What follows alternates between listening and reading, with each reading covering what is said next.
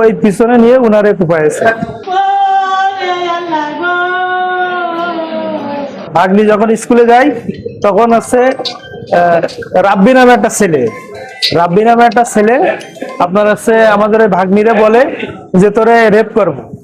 এই কথা বলার পরে আমরা হচ্ছে আমাদের গ্রামের সভাপতি, জিগরগাছা থানা 6 নম্বর ওয়ার্ডের সভাপতি, সভাপতির নাম আছে সিরাজুল ইসলাম, ওনাকে আমরা বিষয়টা জানাই। জানানোর পরে উনি আছে আপনার সময় নেই, আমাদের কাছ থেকে সময় নেই। সময় নেওয়ার পরে 3 দিন হয়ে যায়, তারপরে এটা করে না। তখন আমরা ওনারে বললাম, তা উনি বললো যে আমি সিলিন্ডার, আমি তোমাদের ভিতরে থাকতে পারবো না।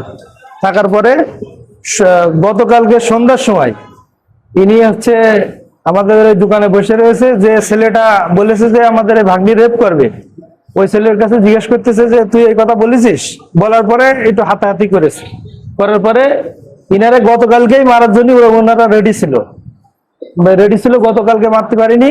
আজকে রাত 9টার দিকে আমাদের পাশের এলাকা শরণপুর মনোরমপুর থানা মতিনের দোকানের পিছনে, ওই মতিনের দোকানে উনি আছে দোকানের কেনাকাটা করতে গেছে, যার পরে ওই পিছনে নিয়ে উনারে কুপাইছে।